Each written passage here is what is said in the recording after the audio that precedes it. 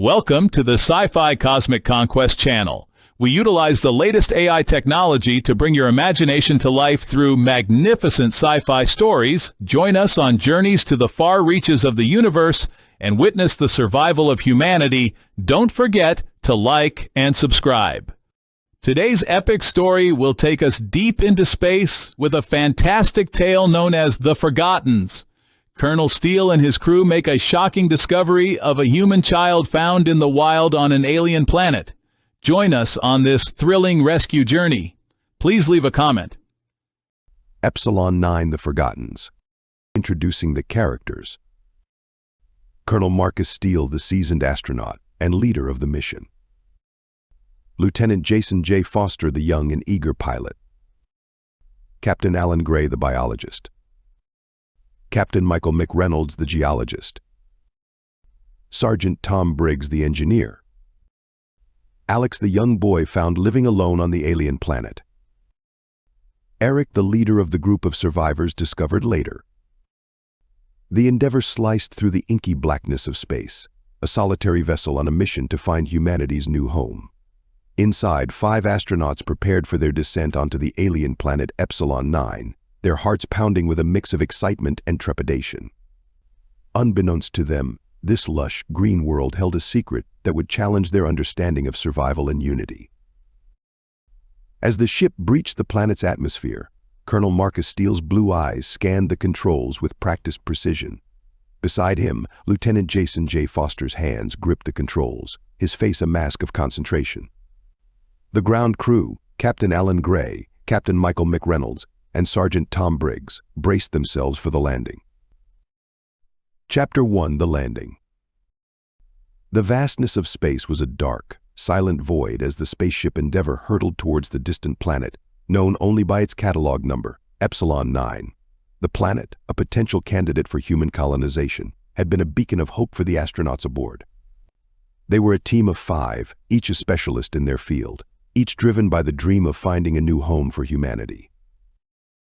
Colonel Marcus Steele, a seasoned astronaut with graying hair and a stern face, was at the helm. His blue eyes scanned the controls and readouts, ensuring everything was perfect for the descent. Beside him was Lieutenant Jason J. Foster, a young and eager pilot with a sharp jawline and a constant glint of curiosity in his green eyes.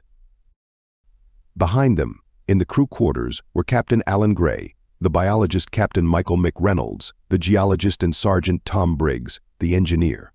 Each man was deep in their preparations, ensuring their equipment was ready for the unknown challenges ahead. "Prepare for atmospheric entry," Colonel Steele commanded, his voice calm but authoritative. The ship shuddered as it breached the planet's atmosphere. Flames licked the windows, and the roar of the engines filled the cabin.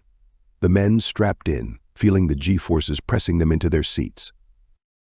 "Hold steady," Jay called out, his hands firm on the controls.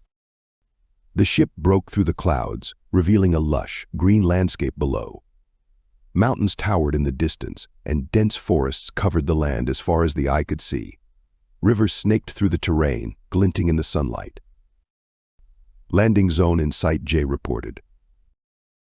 The ship descended towards a clearing in the forest, its thrusters roaring as it slowed. With a gentle thud, the Endeavour touched down. The men unstrapped themselves, their excitement palpable. "Let's move out," Colonel Steele ordered. Chapter 2: First Steps. The hatch opened with a hiss, and the men stepped onto the alien soil. The air was fresh, filled with the scent of pine and earth. Birds chirped in the distance, and the rustling of leaves indicated unseen creatures. It was a symphony of life, a stark contrast to the sterile environment of their spaceship. Captain Gray knelt down, scooping up a handful of soil, rich in nutrients. "This is promising." Mick scanned the horizon with a portable device. "Mineral deposits are off the charts. This place could sustain a colony." Sergeant Briggs set up a perimeter with portable sensors, his military background ensuring they were secure. No immediate threats detected. The team spread out, each man lost in their own thoughts as they took in the alien beauty. For a moment, the reality of their mission faded, replaced by the sheer wonder of discovery. Let's establish a base camp, Colonel Steele said, snapping them back to reality. Jay, Mick, gather firewood. Gray, Briggs, help me with the shelter. The men set to work, their movements synchronized from years of training. The sounds of tools and footsteps filled the air, blending with the natural symphony of the planet. They moved with purpose, each man knowing his role in their small team. The base camp began to take shape, a testament to human ingenuity and resilience. As the sun set, casting long shadows across the clearing, the team gathered around a crackling fire. The stars above were unfamiliar, a reminder of how far from home they truly were.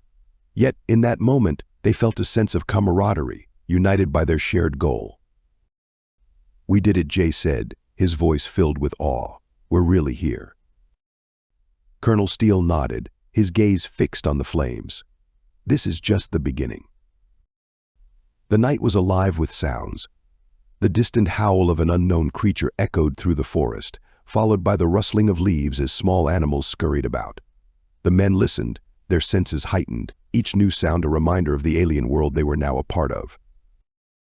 Captain Gray leaned forward, his face illuminated by the firelight. "This planet is teeming with life. We've only scratched the surface." Mick nodded in agreement. "Tomorrow, we should start mapping the area. We need to know what resources are available, and if there are any dangers we haven't encountered yet." Colonel Steele agreed. "We need to establish a sustainable base if we're going to make this our new home." As the fire crackled and the stars twinkled above, the men settled into their new routine. Each day brought new challenges and discoveries, and each night was a time to reflect and plan for the future. The bond between them grew stronger, forged in the crucible of exploration and survival. Chapter 3: The Discovery.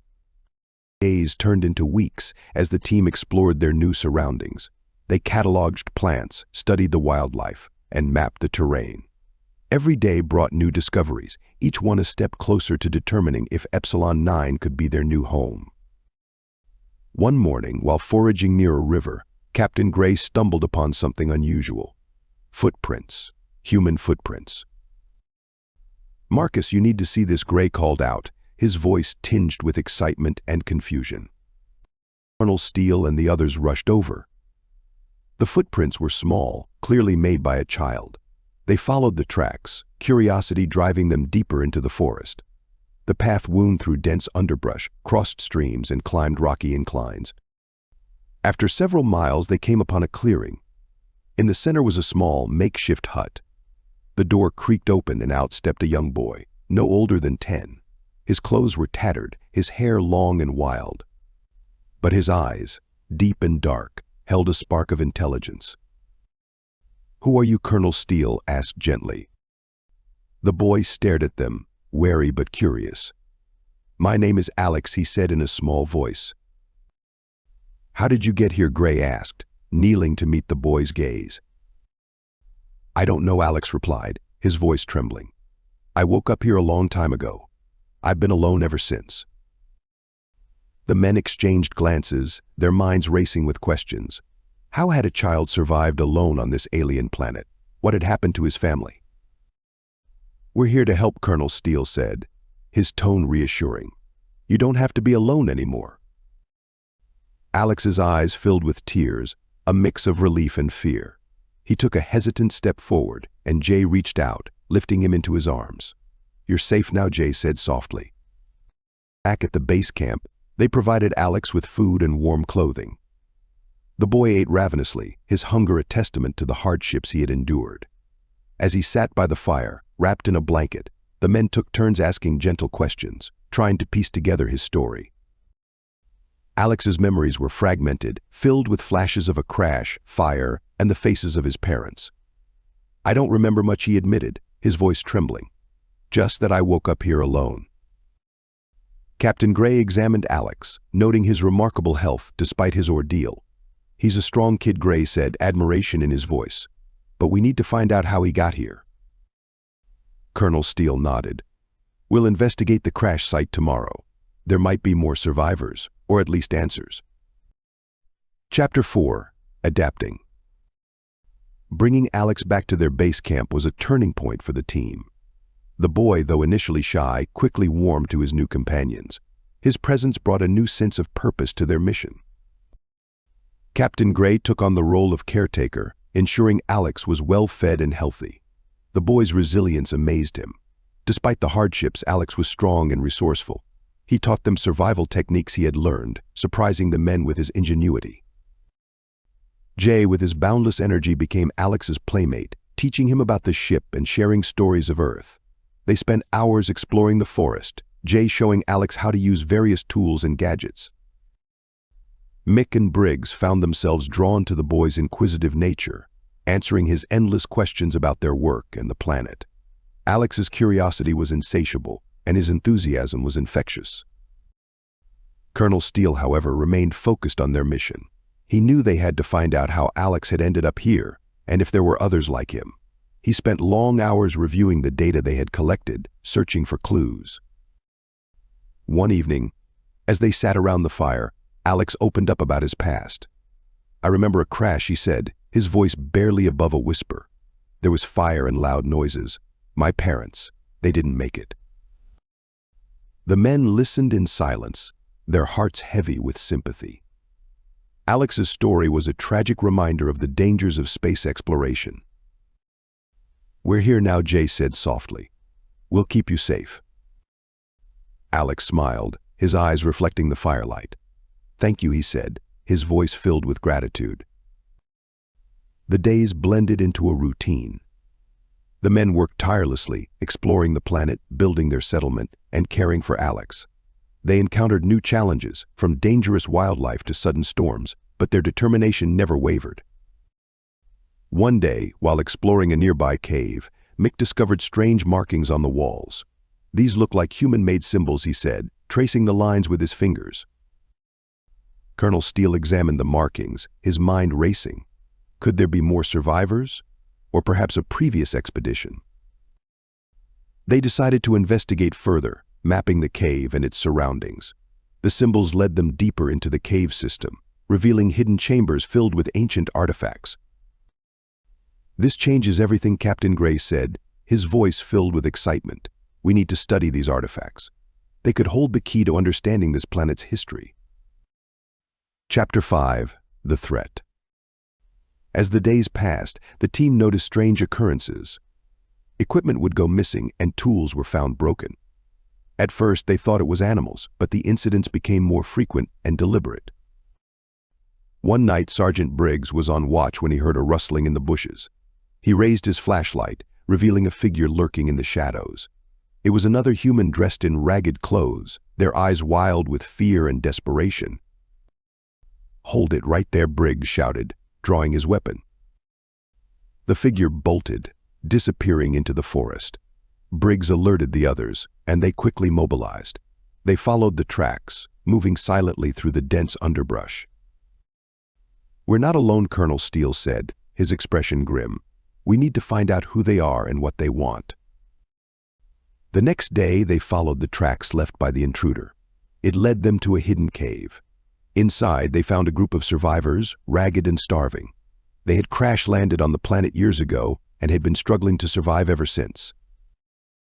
The leader, a man named Eric, stepped forward.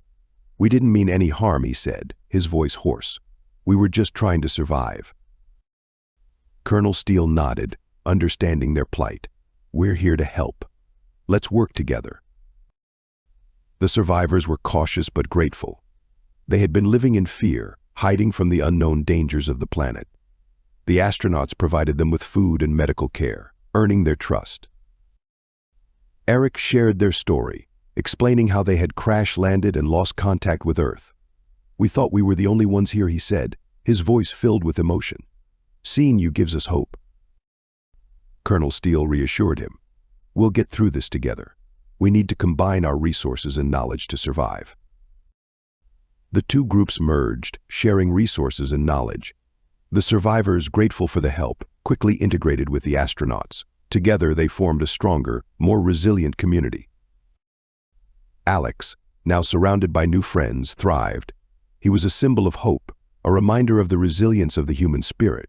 he bonded with the new arrivals, sharing his experiences and learning from theirs. The men worked tirelessly, building a more permanent settlement.